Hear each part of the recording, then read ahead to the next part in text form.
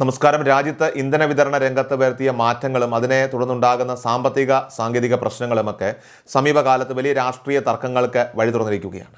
NEET പരീക്ഷാ ക്രമക്കേട് ഉൾപ്പെടെയുള്ള വിവിധ വിഷയങ്ങളിൽ കോക്രോച്ച് ജനതാ പാർട്ടിയുടെ തലസ്ഥാനമിളക്കിയുള്ള ജനരോഷവും പ്രക്ഷോഭങ്ങളുമൊക്കെ തന്നെ ഭരണകൂടത്തെ സമ്മർദ്ദത്തിലാക്കിയ സാഹചര്യം നമ്മളെല്ലാവരും കണ്ടതാണ്.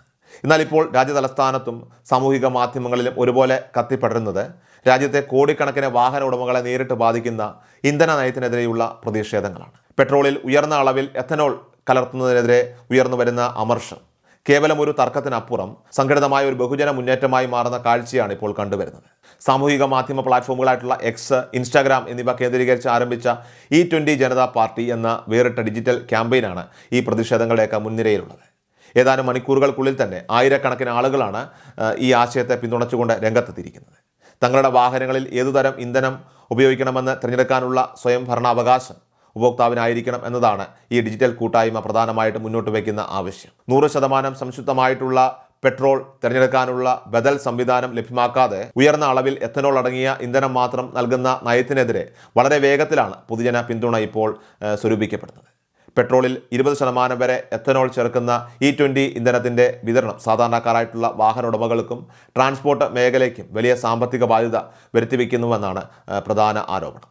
ഉയർന്ന തോതിൽ എഥനോൾ കലർത്തുന്നത് വാഹനങ്ങളുടെ എഞ്ചിൻ പ്രവർത്തനത്തെ പ്രതികൂലമായിട്ട് ബാധിക്കുന്നുണ്ടെന്നും മൈലേജ് ഗണ്യമായിട്ട് കുറയുന്നതിനൊപ്പം തന്നെ അറ്റകുറ്റപ്പണി ചെലവുകൾ വർദ്ധിക്കുന്നതായിട്ടും ഡ്രൈവർമാരും വിവിധ അസോസിയേഷനുകളുമൊക്കെ തന്നെ ചൂണ്ടിക്കാണിക്കുന്നു. ഡൽഹി കേന്ദ്രീകരിച്ച് പ്രവർത്തിക്കുന്ന പ്രമുഖ taxi and tourist transporters association പാർലമെന്റിലേക്ക് പ്രതിഷേധ മാർച്ച് ഉൾപ്പെടെയുള്ള പ്രത്യക്ഷ സമര പരിപാടികളിലേക്ക് കടക്കാനിരിക്കുന്നത് ഇതിൻ്റെ വ്യാപ്തി വ്യക്തമാക്കുന്നതാണ്.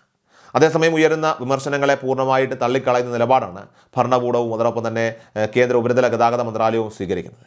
E20 ഇന്ധനം കൂടുതൽ പരിസ്ഥിതി സൗഹൃദമാണെന്നും അന്തരീക്ഷ മലിനീകരണം കുറയ്ക്കാൻ സഹായിക്കുമെന്നും സാങ്കേതികമായിട്ട് ഏറെ മുന്നേറിയ ഒന്നാണെന്നുമാണ് ഔദ്യോഗികമായിട്ടുള്ള വിശദീകരണം. എന്നാൽ ഈ സാങ്കേതിക ന്യായീകരണങ്ങൾ കൊണ്ട് പൊതുജനങ്ങളുടെയും അതോടൊപ്പം തന്നെ ട്രാൻസ്പോർട്ട് മേഖലയുടെയും ഒക്കെ തന്നെ ആശങ്കകൾ പരിഹരിക്കാൻ സർക്കാരിന് സാധിച്ചിട്ടില്ല.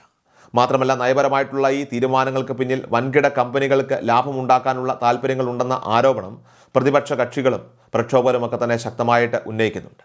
പ്രത്യേകിച്ചും എഥനോൾ ഉൽപ്പാദന വിപണിയുമായിട്ട് ബന്ധപ്പെട്ട് പ്രവർത്തിക്കുന്ന ചില പ്രമുഖ സ്വകാര്യ കമ്പനികൾക്ക് ഈ നയപരമായിട്ടുള്ള മാറ്റം വഴി ലഭിച്ച ഭീമമായിട്ടുള്ള സാമ്പത്തിക ലാഭം വലിയ രാഷ്ട്രീയ വിവാദങ്ങൾക്ക് തിരികൊളുത്തിയിട്ടുണ്ട്. കേന്ദ്ര ഗതാഗത മന്ത്രാലയത്തിൻ്റെ തലപ്പത്തുള്ള പ്രമുഖ നേതാക്കളുടെ കുടുംബാംഗങ്ങളുമായി ബന്ധപ്പെട്ട കമ്പനികളുടെ ഓഹരി മൂല്യത്തിൽ ചുരുങ്ങിയ കാലയളവിലുണ്ടായ വൻ വർധനവാണ് ഈ ആരോപണങ്ങൾക്ക് പ്രധാന ആധാരം. ഇത്തരം നയങ്ങൾ വഴി ഏതാനും ചില വ്യക്തികൾക്കും സ്ഥാപനങ്ങൾക്കും മാത്രം കൊള്ളലാഭം കൊയ്യാനായിട്ട് വഴിയൊരുങ്ങുമ്പോൾ അതിൻ്റെ മുഴുവൻ സാമ്പത്തിക ഭാരവും വഹിക്കേണ്ടി വരുന്നത് സാധാരണക്കാരായിട്ടുള്ള ജനങ്ങളാണെന്ന വിമർശനം ശക്തിപ്പെടുന്നുണ്ട്. ചുരുക്കത്തിൽ, മുൻപ് ഉന്നയിക്കപ്പെട്ട മറ്റ് പ്രധാന ജനകീയ വിഷയങ്ങളിൽ ഭരണകൂടത്തിന് നേരിടേണ്ടി വന്ന പ്രതിസന്ധികൾക്ക് സമാനമായിട്ടുള്ള അന്തരീക്ഷമാണ് ഇന്ധന വിവാദത്തിലും ഇപ്പോൾ രൂപപ്പെട്ടിരിക്കുന്നത്. ഡിജിറ്റൽ ഇടങ്ങളിൽ നിന്ന് ആരംഭിച്ച് തെരുവുകളിലേക്ക് പടരുന്ന ഇത്തരം പ്രതിഷേധങ്ങൾ തീർച്ചയായിട്ടും കേന്ദ്ര സർക്കാർ നിസ്സാരമായിട്ട് തള്ളിക്കളയാൻ കഴിയില്ല. ഉപഭോക്താക്കളുടെ മൗലികമായിട്ടുള്ള അവകാശങ്ങളെയും സാമ്പത്തിക ഭാരത്തെയും മുൻനിർത്തിക്കൊണ്ട് ഉയർന്നു വരുന്ന ഈ പുതിയ ജനകീയ ക്യാമ്പയിൻ അത് വരും ദിവസങ്ങളിൽ കൂടുതൽ ശക്തമായിട്ടുള്ള രാഷ്ട്രീയ ചർച്ചകൾക്ക് വഴി തുറക്കുമെന്ന കാര്യത്തിൽ സംശയമില്ല.